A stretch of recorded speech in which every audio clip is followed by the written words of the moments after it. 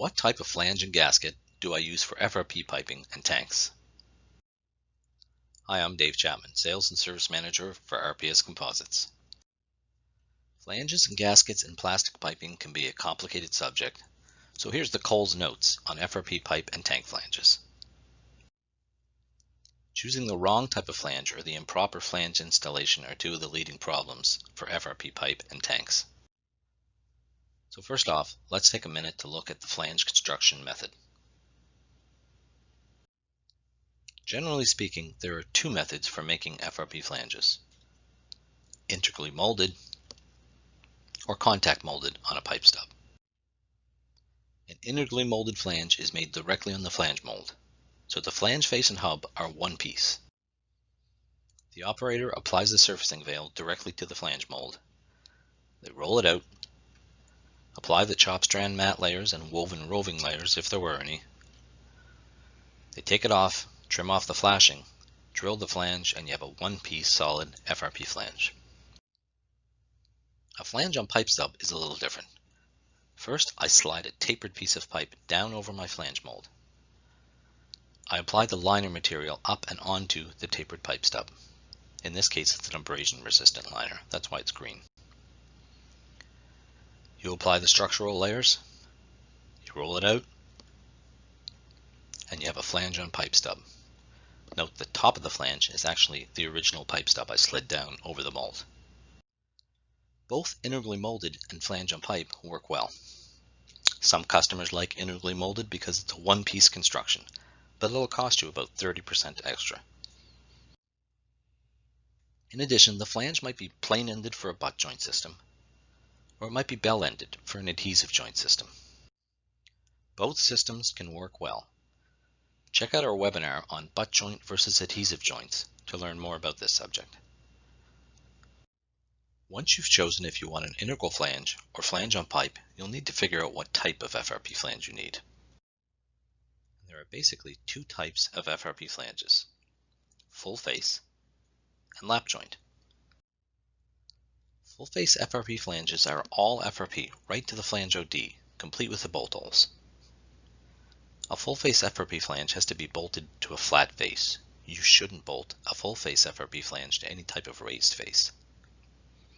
And the full face FRP flange doesn't offer any kind of adjustment, so it has to be bolted up stress-free. You can't draw or pull it in place like you might do with a steel flange. Here's some examples of valves that work well with full face FRP flanges.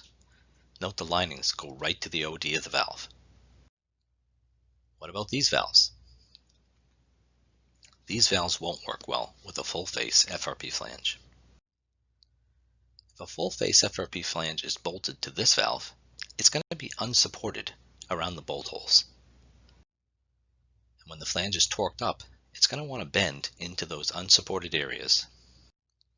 And that will likely lead to cracking of the FRP flange hub. The solution in this case is to use a lap joint style FRP flange. This is the other type of flange I was talking about.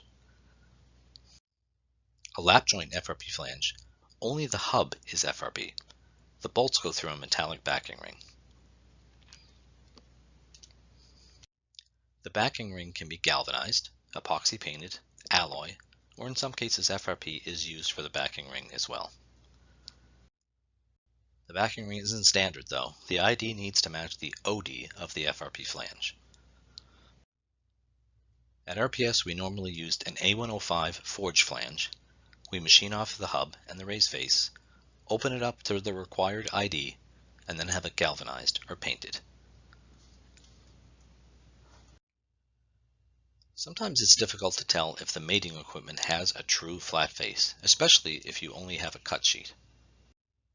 The safe bet is to use a lap joint style FRP flange when in doubt, as long as it's compatible with your valve or equipment. When bolting to an expansion joint, a little extra thought is required. Often, expansion joints use tie rods or control rods to limit expansion. When the pressure thrust comes onto the control rods, the load will be locally applied to the mating FRP flange. This will likely lead to problems with the FRP flange. that is not ductile and doesn't like concentrated loads. The solution is to slide a steel ring behind the FRP flange to distribute the load. Just make sure the FRP flange has been back face flat in order to accept the ring.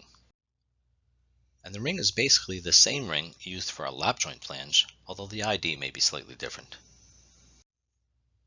What about gaskets for FRP pipe and tanks?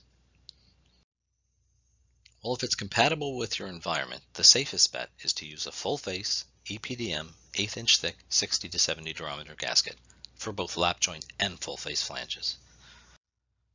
Sometimes your environment requires a more chemically resistant gasket. The Garlock Stress Saver XP or equivalent blended fluoroelastomer gasket has been proven to work well with FRP flanges, and it might be compatible with your environment. Garlock Stress Saver 370 and 3504 are also generally suitable for FRP flanges and offer improved chemical resistance. If you're considering using some other materials like Guylon or other fluoropolymers, it's best to check with RPS to ensure the gasket is compatible with FRP and what, if any, special requirements are needed. One thing to note is, whatever gasket you use, it's likely to have a low seating stress in the range of 600 psi. So make sure the bolt torque matches the gasket and the FRP flange. It may be much lower than you're used to, and over-torquing FRP flanges can lead to serious problems. On RPS flanges, the recommended bolt torque is written on the side of the flange. Don't exceed 1.5 times this value. The RPS recommended bolt torque is for a lubricated bolt. You may not get a good seal if the bolt is not lubricated. For Teflon-coated bolts, the recommended bolt torque needs to be slightly lower. Check with RPS for recommendations. If you've chosen a low torque gasket like the Garlock Stress Saver XP or equivalent, you need to ensure the FRP flange face is compatible. Some FRP flanges come with raised sealing ribs, and these can interfere with the sealing ribs on the gasket. Always specify a flat face FRP flange when using low torque gaskets. If you can use that standard flat EPDM gasket, then the sealing ribs on the FRP flange are a good idea and you should use them. It'll help you get a good seal. That may be a little confusing, so let me just reiterate. If you've got a flat gasket, you can use the sealing ribs on an FRP flange, although it's not absolutely necessary. If you have a ribbed gasket, you should use a flat face FRP flange. So in conclusion, always use a lap joint flange when you're bolting to any kind of raised face.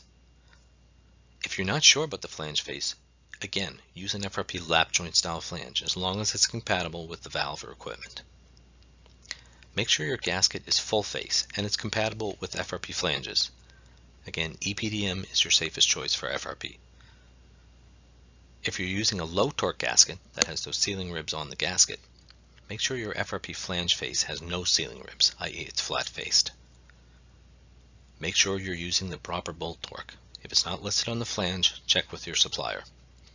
And finally, when you're bolting an FRP flange to an expansion joint, use that steel ring behind the FRP flange if there are control rods. And hey, if you have any more questions, visit rpscomposites.com, email us at advisor@rpscomposites.com, or give us a call.